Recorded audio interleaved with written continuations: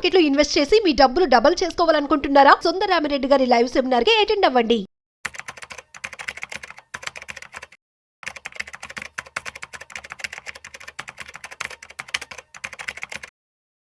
Hi Vijayawada one day class room webinar grand success అయిన తర్వాత చాలా మంది యూజర్స్ హైదరాబాద్ లో ఎప్పుడైనా అడుగుతున్నారండి. వాళ్ళ కోసం హైదరాబాద్ లో ఫస్ట్ టైం అచ్చం ETFs, index funds and mutual funds మీద one day classroom training అనమాట. ఫస్ట్ టైం అండి ఇలాంటి ప్రోగ్రామ్ ఒకటి కండక్ట్ చేయడం. మామూలుగా అయితే మేము టెక్నికల్స్ అవి అన్ని కలిపి మేము ప్యాకేజ్ లో పెడుతుంటాం. బట్ ఇక్కడ అలా కాదు, only ETFs and index funds and mutual funds మీద one day full fledged classroom training అనమాట. అండ్ ఇంట్రెస్ట్ ఉన్న పార్టిసిపెంట్స్, మీరు కనుక వెల్త్ క్రియేట్ కావాలన్నా, వెల్త్ మెయింటైన్ చేద్దాం అనుకున్నా, లేదా వెల్త్ ప్రొటెక్షన్ చేసుకుందాం అనుకుంటే ఏ అసెట్స్ మీకు ఎలా యూజ్ అవుతుంది, ఈటీఎఫ్స్ అంటే ఏంటి, ఇండెక్స్ ఫండ్స్ అంటే ఏంటి, మ్యూచువల్ ఫండ్స్ అంటే ఏంటి, వాటిని ఎలా మేనేజ్ చేసుకుందాం అని తెలుసుకోవాలనుకుంటే ఈ వెబినార్ మీకు బాగా యూజ్ అవుతుంది. కాబట్టి ఇంట్రెస్ట్ ఉన్న పార్టిసిపెంట్స్ ఇన్ హైదరాబాద్ వాళ్ళు ఈ క్లాస్ రూమ్ ట్రైనింగ్కి మీరు ఎన్రోల్ అవ్వండి. All the best. నమస్తే, వెల్కమ్ టు సుమన్ టీవీ. ప్రస్తుతం మనతో పాటు సుందరరామిరెడ్డి గారు ఉన్నారు. వీరితో మనం స్టాక్ మార్కెట్ రిలేటెడ్ కొన్ని విషయాలు ఈరోజు మనం డిస్కస్ చేద్దాం. హలో అండి, నమస్తే. ఇప్పుడు చూసినట్లయితే మనకి బిట్ కాయిన్ 25% డౌన్ ఉందండి. అంటే దాని పరిస్థితి ఏంటంటారు అసలు ఇన్ ఫ్యూచర్? కానీ ఎందుకు అంత డౌన్ అయిందని అంటారు? Actually not only bit coin అండి, ఆల్మోస్ట్ ఆల్ అసెట్స్ అంతకంత కరెక్షన్ గురవుతున్నాయి అనమాట. అంటే పబ్లిక్ ఎవరు డిస్కస్ చేయట్లేదు, కానీ ఈవెన్ గోల్డ్ కూడా లాస్ట్ 4-5 డేస్లో ఆల్మోస్ట్ 3% డౌన్ అయింది. ఓకే, అండ్ బిట్ కాయిన్ అయితే ఆల్మోస్ట్ 25% దాకా డౌన్ అయింది ఆల్ టైమ్ హై నుంచి. అండ్ ఇంటర్మీడియట్గా అక్కడక్కడ ఈవెన్ రియల్ ఎస్టేట్ కానీ లేకపోతే స్టాక్స్ కానీ బాగా డౌన్ అవుతుంది, పర్టికులర్ ఇండియాలో. అంటే ఒక జియోగ్రఫీస్ని బట్టేసేసి అక్కడక్కడేమో డిమాండ్ వస్తుంది, అక్కడక్కడేమో డౌన్ అవుతున్నాయి స్టాక్ మార్కెట్స్. ఈ పాయింట్ ఆఫ్ టైంలో పాకిస్తాన్ మార్కెట్ 1 year హైలో ఉంది, and China market and Hong Kong అవన్నీ పైన ఉండే 1 year హైలో ఉన్నాయి. ఇండియన్ మార్కెట్ చూస్తే 1 year లోలో ఉంది. ఓకే, అది వాల్యుయేషన్ కన్సర్న్ కావచ్చు, లేకపోతే ఓవరాల్గా సైక్లికల్ నేచర్ కావచ్చు. ఓకే, బాగా మూవ్ అయినప్పుడు ఏదైనా సరే ఎంతకంత కరెక్షన్ కావాల్సిందే. అండ్ పర్టికులర్గా ఇప్పుడు ఈ పాయింట్ ఆఫ్ టైంలో బిట్ కాయిన్ ఎందుకు అంటే, ట్రంప్ వచ్చినప్పుడు బిట్ కాయిన్ ఫ్రెండ్లీ నేచర్ కాబట్టి క్రిప్టో కరెన్సీస్కి, ఎలన్ మాస్క్ అండ్ ఈయన ఆటోమేటిక్గా క్రిప్టోస్ బాగా హ్యూజ్ డిమాండ్ వస్తుందని చెప్పేసి దాన్ని ఒక్కసారిగా ముందు తీసుకెళ్లారు. ఇప్పుడు ట్రంప్ వచ్చిన తర్వాత ఏంటంటే ఈ tariff war బిగించేశాడు.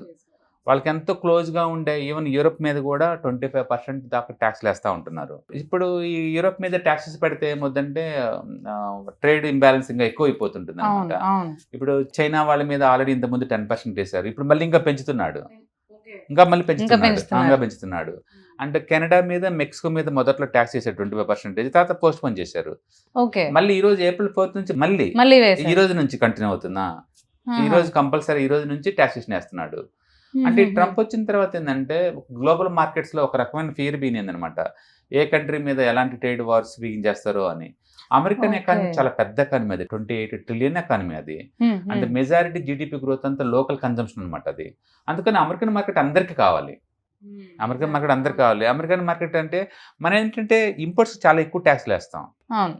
For example Europe ఉందనుకోండి, ఏదైనా కారు, అమెరికన్ కార్స్ ఏదన్నా సరే యూరోప్లో అమ్మారనుకోండి, వాళ్ళు 12.5% ట్యాక్స్లు వేస్తారు, ఇంపోర్ట్ ట్యాక్స్ ప్లస్ వ్యాట్ అని ప్లస్ ఆ ట్యాక్స్ ఈ ట్యాక్స్ అని చెప్పేసి మొత్తం మీద 70% ట్యాక్స్లు వేస్తారు. 17%. అమెరికా సంబంధించిన కార్లు ఏదన్నా సరే, ఆటోమొబైల్ సరే యూరోప్లో దిగితే యూరోప్ నుంచి పంపించిన కారు అమెరికాకి వస్తే 2.5% ట్యాక్స్ ఉంది. అది మొదటి నుంచి అలానే ఉంది కాబట్టి ఎవరు పట్టించుకోలేదు. ఇప్పుడు ట్రంప్ వచ్చిన తర్వాత ఏంటంటే మాకు ఎంత ట్యాక్స్ చేస్తారో మేము మీకు కూడా అంతే ట్యాక్స్ చేస్తే మేము ఎయిట్ని వదలమంటున్నారు. అట్లా ప్రతి కంట్రీలో కూడా అమెరికన్ గూడ్స్ కి మీరు ఎంత ట్యాక్స్ వేస్తే మీకు కూడా మేము అంతే వేస్తా అంటున్నాడు. అందుకే దట్ ఈస్ ద రీజన్ ఈ మార్కెట్ ఫాల్ కి గానీ కరెన్సీ ఫాల్ కి గానీ రీజన్ అంటారు. ఎందుకంటే యూరోప్ మీదే వేస్తారు నన్ను ఊహించలేము మనం. అన్ఎక్స్పెక్టెడ్ థింగ్స్ బోల్డ్ జరుగుతున్నాయి. సో ఈ గేమ్ లో ఈ రిస్కీ అసెట్స్ అన్ని కొంచెం కరెక్షన్ అవుతుంది అనమాట. ఈవెన్ అమెరికన్ మార్కెట్ కూడా లాస్ట్ 1 week బాగా కరెక్షన్ అయింది. ఆల్మోస్ట్ ఎన్విడియా అయితే 15% దాకా డ్రాప్ అయింది, అండ్ టెస్లా అయితే ఆల్మోస్ట్ 20% డ్రాప్ అయింది. సైలెంట్ గా అమెరికన్ మార్కెట్ ఎంతకంత కరెక్షన్ గురవుతుంది అనమాట. ఎందుకంటే ఈ పొలిటికల్ అన్సర్టనిటీలో ఏం జరుగుతుందో మనకి ఎవరికి అర్థం కావట్లేదు. అంటే మోర్ ఓవర్ ప్రతి అసెట్ సైక్లికల్ నేచర్ ఏంటంటే బాగా పెరిగితే, అంటే ఫిబొనాకీ రూల్స్ ప్రకారం ఏంటంటే అప్ టు 38% దాకా డౌన్ అవుతుంది అనమాట. సో అది మామూలు నేచర్ అది. అందుకని బిట్ కాయిన్ దాని కరెక్షన్ ఓవరాల్ అసెట్ దాంట్లో కరెక్షన్ అని చెప్పుకోవాలి తప్ప అదేదో రిసెషన్లోకి వెళ్ళిపోతుంది అన్న అట్లా మీనింగ్ కాదు. బాగా పెరిగింది కాబట్టి కరెక్షన్ గురవుతుంది. ఈక్విటీ, ఇండియన్ ఈక్విటీ కూడా బాగా పెరిగింది కాబట్టి 5 years అది కరెక్షన్ గురవుతుంది అనమాట. అవును, అట్లా ఎసెట్లు ఏం సరే బాగా పెరిగితే ఎంతో కొంత కరెక్షన్ గురయ్యే ఛాన్స్ ఉందన్నమాట. అట్లా బిట్ కాయిన్ కూడా 25% డ్రాప్ అయింది అనమాట. ఓకే, దాని ఫ్యూచర్ ఏంటంటారు ఇప్పుడు మరి? డెఫినెట్ గా ఎలన్ మాస్క్, ఈ ట్రంప్ వాళ్ళ క్రిప్టో ఫేవర్ అండి. పైగా క్రిప్టోస్ ఎవ్రీ ఇయర్ యావరేజ్ మీద 30 to 40% అప్ అండ్ డౌన్ అవటం మామూలు విషయం. అది ప్రతిసారి జీరో అవుతుంది, ప్రతిసారి హీరో అవుతుంది, హీరో అవుతుంది అనుకున్న ప్రతిసారి జీరో అవుతుంది. అది నిరంతరం సైకిల్ నేచర్ పోతూనే ఉంటుంది. అది ఇప్పుడున్నది కూడా టూ మచ్ పెరిగింది ఆల్రెడీ, కాబట్టి అది అక్కడ నుంచి 70 దాకా వస్తుంది. మళ్ళీ అక్కడ బేస్ తీసుకొని మళ్ళీ ఈసారి 1,20,000 అలా వెళ్ళిపోద్ది. మళ్ళీ అక్కడ బేస్ తీసుకొని మళ్ళీ అది 70కి 80కి వస్తుంది.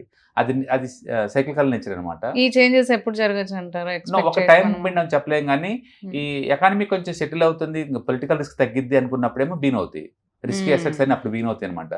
ఇప్పుడు ఏంటంటే ఈ ట్రేడ్ వార్స్ ఎంత దూరం పోతే మనకు తెలియదు. అంటే ఆల్మోస్ట్ ప్రతి కంట్రీ వాళ్ళు కూడా ఇప్పుడు అమెరికాతో మాట్లాడుకొని ఏదో ఒక దగ్గర ఆ ట్యాక్స్ సెటిల్ చేసుకున్నారు అనుకోండి, నెక్స్ట్ 4 years వరకు ఇష్యూ ఉండదు. ఇది నాకు తెలిసి 1 year పట్టచ్చు, మేబీ 25 December దాకా పట్టచ్చు. ఈ ట్రేడ్ అగ్రిమెంట్స్ అన్ని అయిపోయి ఈవెన్ ఇండియన్ గవర్నమెంట్ కూడా ఇప్పుడు అమెరికాతో వాళ్ళు టాక్స్ జరుగుతున్నాయి ఈ టాక్సేషన్ దగ్గర ఎక్కడో సెటిల్ చేసుకోవడానికి వీలుగా అనమాట. ఈవెన్ మనం కూడా ఇంతకుముందు ఎలక్ట్రికల్ వెహికల్స్ ఇంపోర్ట్ చేసుకుంటే మనం 70% ట్యాక్స్ వేసేవాళ్ళం. ఇప్పుడు ఓవర్ నైట్ వాటిని మనం 17% డ్రాప్ చేశారు ఇప్పుడు. అందుకని టెస్లా రేపు ఏప్రిల్ దిగుతుంది ఇండియాలో. డైరెక్ట్ గా జర్మనీ నుంచి ఇండియాకి ఎవ్రీ ఇయర్ 5,000 కార్స్ ఇంపోర్ట్ చేసుకొని ప్రస్తుతానికి ఏప్రిల్ నుంచి స్టార్ట్ అవుతుంది. తర్వాత డిమాండ్ బట్టేసి ఇక్కడే మ్యానుఫ్యాక్చరింగ్ యూనిట్ పెట్టాలన్నమాట వాళ్ళు.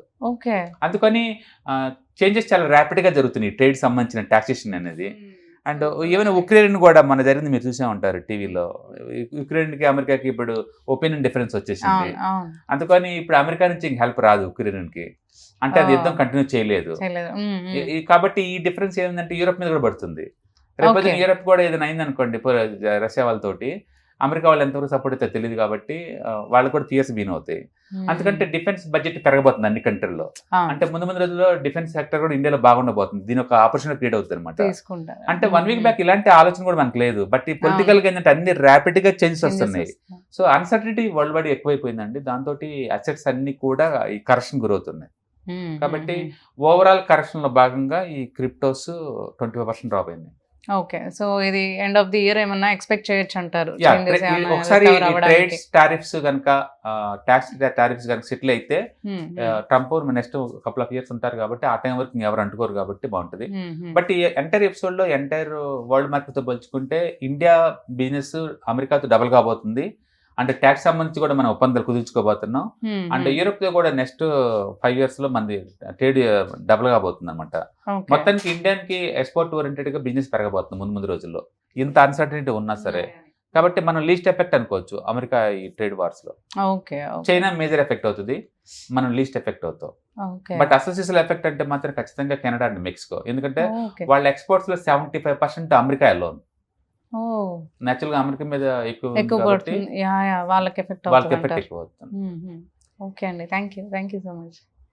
ఫస్ట్ టైం హైదరాబాద్ లో 1 day క్లాస్ రూమ్ ఎన్విరాన్మెంట్ లో ETFs, index funds and mutual funds గురించి క్లాస్ రూమ్ ట్రైనింగ్ అండి. మీరు హైదరాబాద్ లో కనుకోండి అంటే ఇలాంటి ప్రోగ్రామ్స్ కోసం క్లాస్ రూమ్ ఎన్విరాన్మెంట్ నేర్చుకుందాం అని కనుక వెయిట్ చేస్తూ ఉంటే this is the right time for you.